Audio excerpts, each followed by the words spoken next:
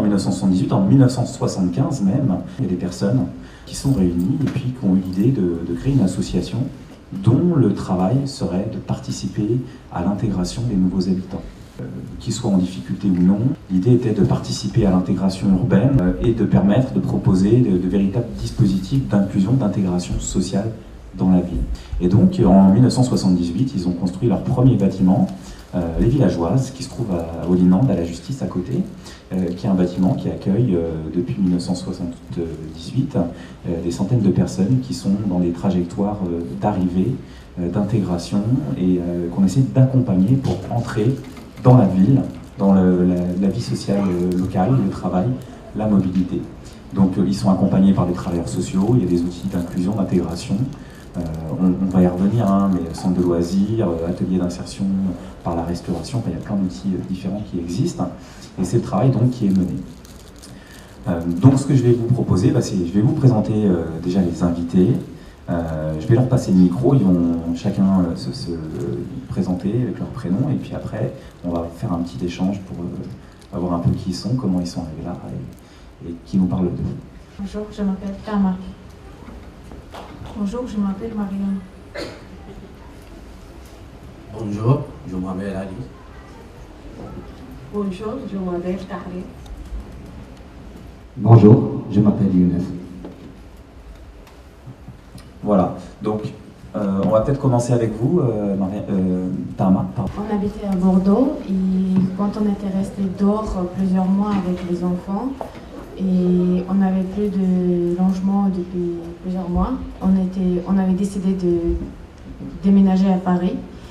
Et à Paris aussi, on a passé plusieurs mois dehors et alors, on a dormi à l'hôpital, sur les chaises et tout.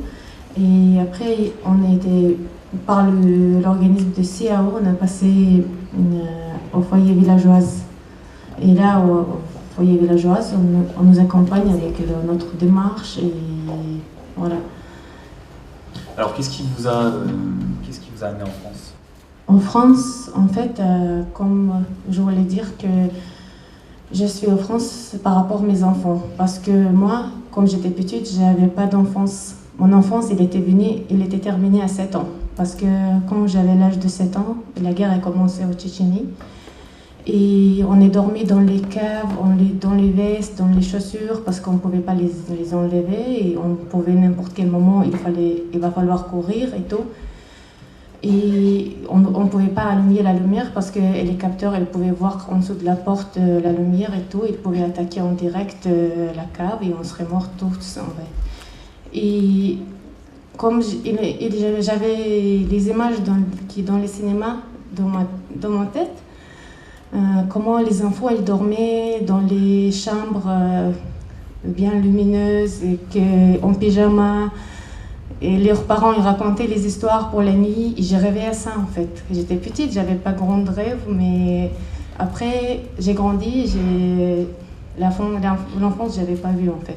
Et quand j'ai grandi, j'ai dit je vais faire tout pour mettre mes enfants en sécurité. Et en France, je suis venue pour ça, pour que mes enfants ne voient pas tout ce que j'ai vu moi. Comme les gens, ils meurent devant moi, il y a des bombes qui tombent sur les gens, leur corps partout, les morceaux des corps et tout. En fait, c'est des images que j'arrive pas jusqu'à aujourd'hui à oublier. Voilà. Et c'est pour ça que je suis en France. Quelles sont les difficultés que vous avez rencontrées quand vous êtes arrivé ? Surtout qu'on a vu premier rejet. En fait, on se trouvait dehors. C'était au mois de février et on ne savait pas quoi faire avec un enfant qui était opéré de cœur et on ne parlait pas bien français. Et voilà, on a dormi dans les voitures. Dormir dans les voitures, si on dit il ne va pas comprendre qu'est-ce que c'est s'il n'a pas vu ça une fois. Parce qu'on ne pouvait pas ni baisser les vitres, ni parce qu'il fait froid. On ne peut pas les monter parce qu'on ne peut pas respirer. Et un enfant qui rêvait, il réveille tout le monde. Il y a des bruits dans la nuit partout. Et voilà, c'était vraiment très très dur. Et je n'arrive pas trop tout raconter parce que ça me rappelle toutes les émotions, en fait. Voilà. Et à l'inverse, de quelles aides vous avez pu bénéficier ? Est-ce qu'il y a eu des solidarités autour de vous ? Je veux dire franchement que il n'y avait pas trop de l'aide. Le 115, c'est vrai qu'on a souffert beaucoup avec l'absence de logement, mais après plusieurs mois qui ont passé comme ça, dans les difficultés, on a obtenu les hôtels, on a changé plein d'hôtels partout en Île-de-France, mais finalement on est arrivé aujourd'hui au foyer villageois et ça fait 3 ans qu'on est là. Mariam, je vais vous donner la parole et je vais vous poser la même question. Comment vous êtes venue en France et quelles difficultés avez-vous rencontrées? Bonjour, j'ai arrivé en 2010 en France parce que la guerre entre Russie et Géorgie, Tbilissi. Et comme j'ai arrivé en France, après j'ai 115, je suis tombée enceinte et 115 il m'a pas donné place. Ça fait 1 an jusqu'à accoucher, je suis dehors, je suis dans la voiture, je dormis dans la voiture. Et comme j'ai accouché mon fils, je ne suis pas sortie dans l'hôpital parce qu'il n'y a pas de place, tout ça. J'ai sorti dehors, j'ai appelé 115 mais rien. Et après, j'ai dormi dans la voiture avec un petit enfant et ça fait 8 mois. Je suis dehors. Après, une dame qui m'a proposé son maison, elle habite à Paris.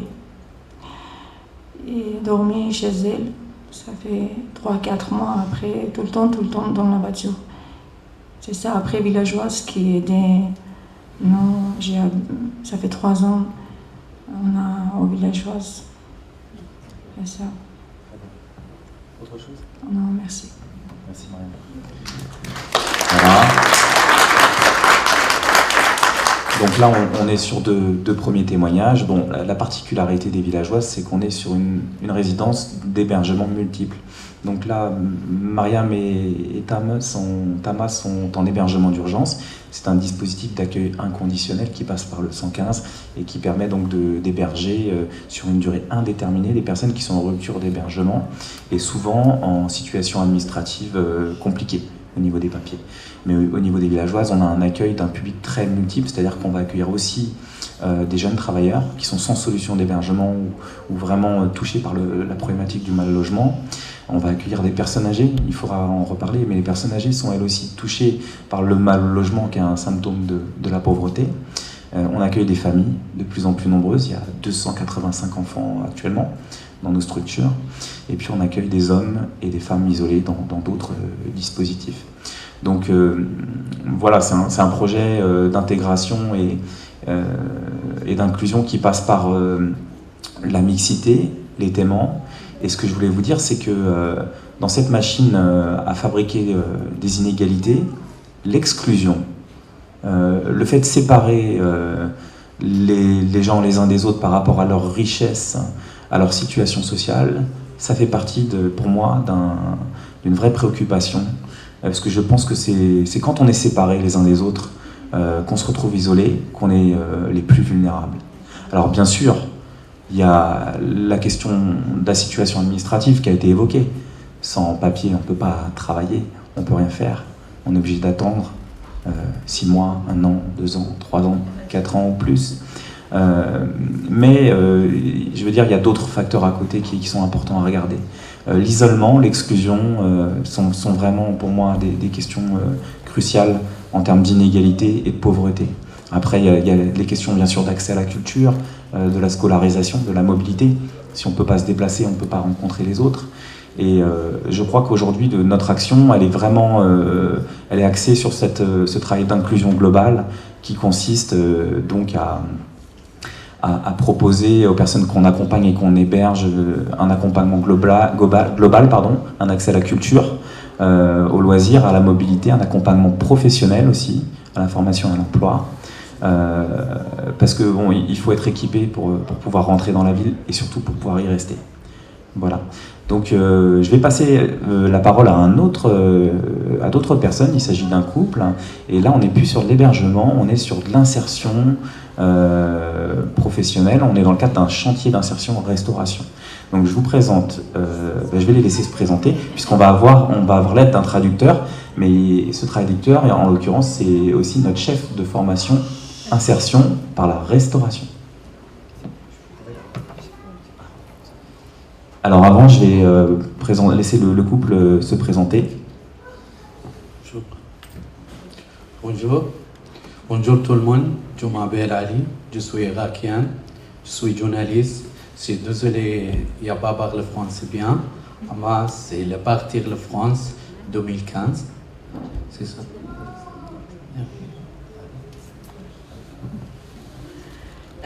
Je m'appelle Tahrir, je suis irakien. Je venais de France en 2015 avec la famille. On a préparé quelques petites questions, comme ça va enchaîner un peu leur parcours. On va commencer par la première question. C'est pourquoi vous avez quitté Bagdad? احنا اتينا من العراق في عام 2015 من بغداد إلى تركيا تقريبا 9 دول ثم وصلنا إلى فرنسا. Alors on a quitté Bagdad en 2015, on a fait 9 pays avant d'arriver en France. تقريبا تعدينا 9 دول وكانت السفرة أنا أسميها سفرة الموت 40 يوم. Alors c'était un long et terrible voyage de 40 jours que moi personnellement et ma famille on appelle le voyage de la mort. وكانت الرحلة جدا متعبة لا توصف بالكلام ولكن كانت أكثر من موت. Alors je trouve pas les mots pour bien décrire ce voyage-là, mais je crois que la mort c'est plus facile. وحينما وصلنا إلى فرنسا ردت الحياة إلينا. Et en arrivant en France, la vie est revenue. أبي وأمي أتوا في إلى الحياة وفرنسا رجعت للحياة. Alors, mon père et ma mère m'ont mis au monde et la France m'a remis la vie. Voilà. تعلمت من الفرنسيين حكمة جميلة بوتي تابوتي الوازو في سوني.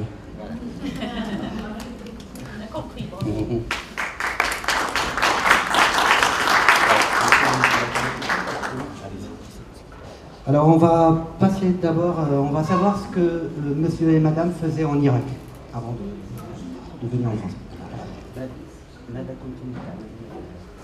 أنا كنت جورناليست في البلدية في بغداد ومن بعدها صار انفجار على البيت مما أدى إلى ضربي في رأسي والحديد صار في جسم زوجتي وتركنا العراق. Alors monsieur, il était journaliste dans une chaîne nationale à Bagdad. Il a eu des coups de feu, plein de coups de feu, une maison qui est tombée sur eux et après ils ont quitté l'Irak. أنا كنت أعمل في المطبخ كويزين إيراكيان. Et madame travaillait dans un restaurant irakien. D'accord. Alors on va passer à la question suivante, c'est pourquoi avez-vous choisi la France parmi tous les pays qui peuvent accepter des réfugiés? أنا بما أنه أنا دارس الصحافة فلدي ثقافة أنه بلد الإنسانية وحرية الرأي في العالم هي فرنسا والمساواة وإن كانت في صعوبة في الرأي أو الرأي الآخر ولكن في مساواة.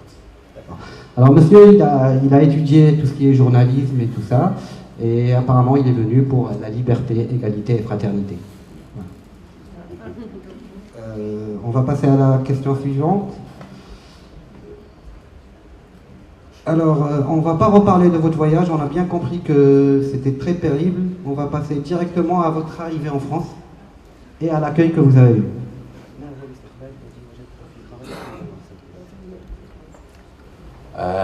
حينما وصلنا إلى فرنسا وجدنا كما هذه الوجوه الطيبة ناس استقبلتنا في لاباز دو الوزير في سيرجي.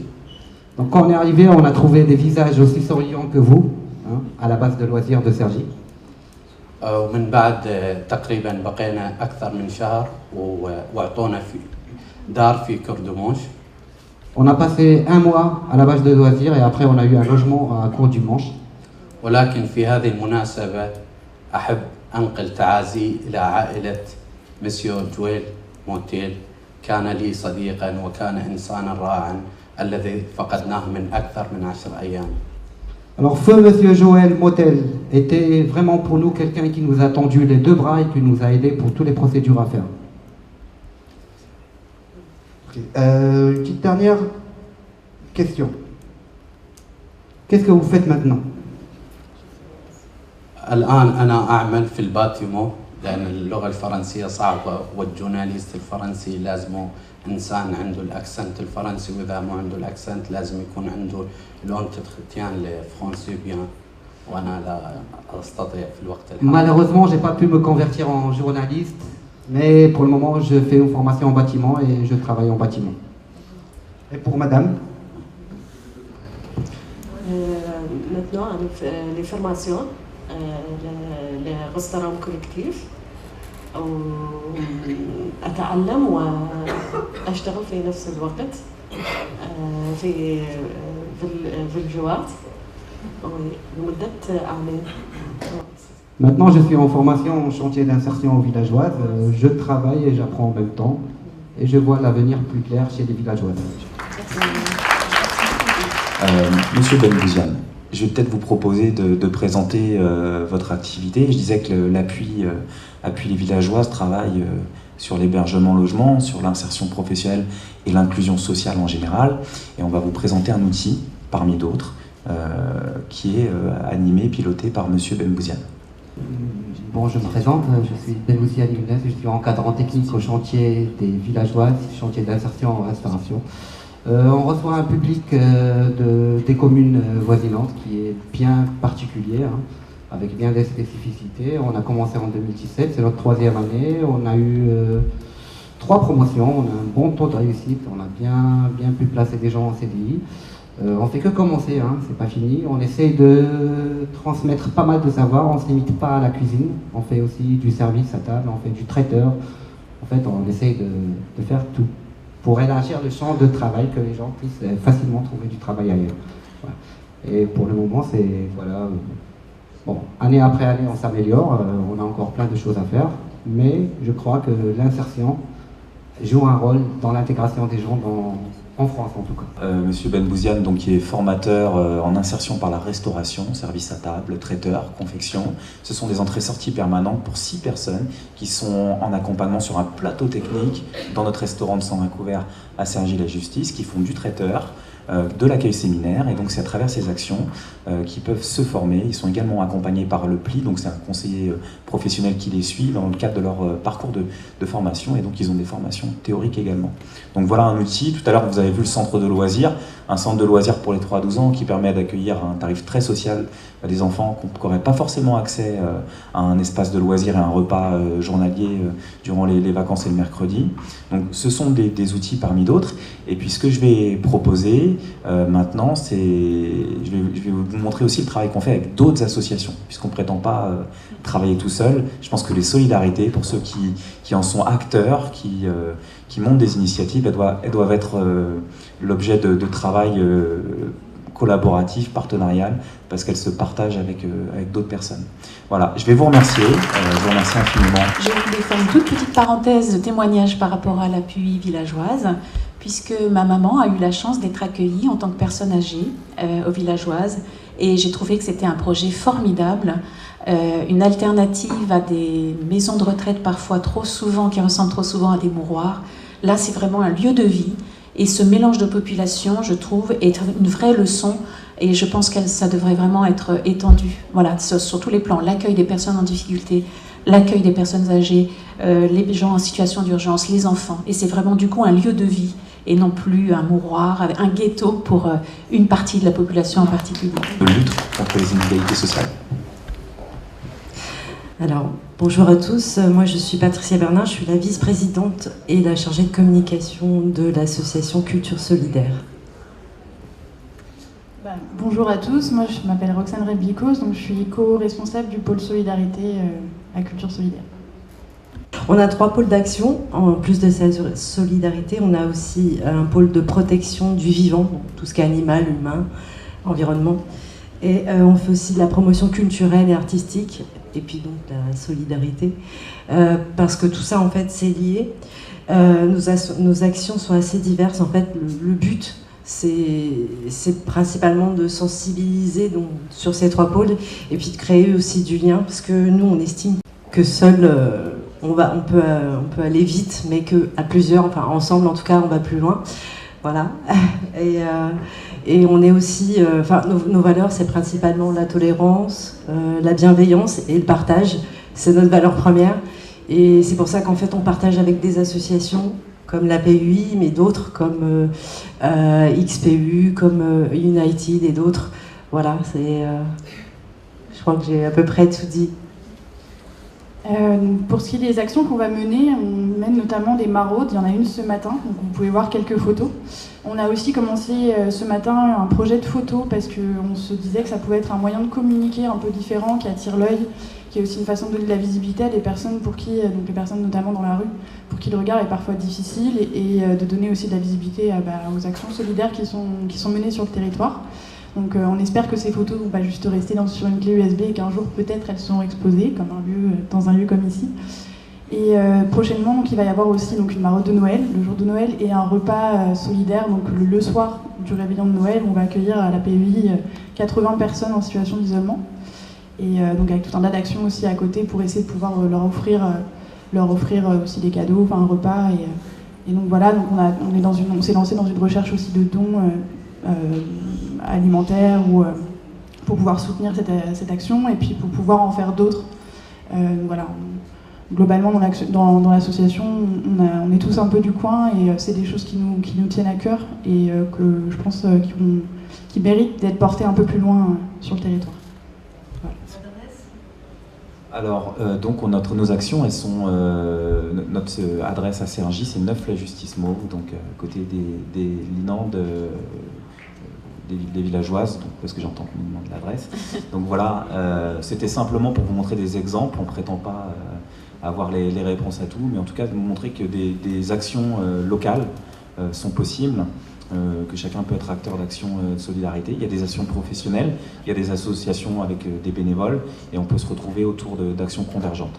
J'en profite juste pour dire que notre travail est soutenu, sera soutenu par la Fondation de France, qui s'intéresse aux actions qu'on est en train de développer sur la question de l'isolement et de l'inclusion sociale. Je vous remercie. Bonsoir. Comment se fait le financement pour vos actions ?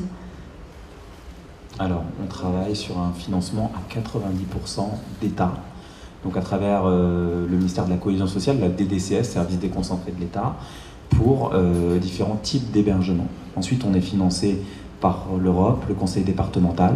On a des conventions avec des villes, des associations, pour accueillir des publics d'horizons multiples qui sont sur des problématiques d'hébergement, de logement et d'intégration sociale. Et qu'on va accompagner sur une période de 12, 24, 36 mois ou plus, dans une trajectoire d'intégration globale dans la ville.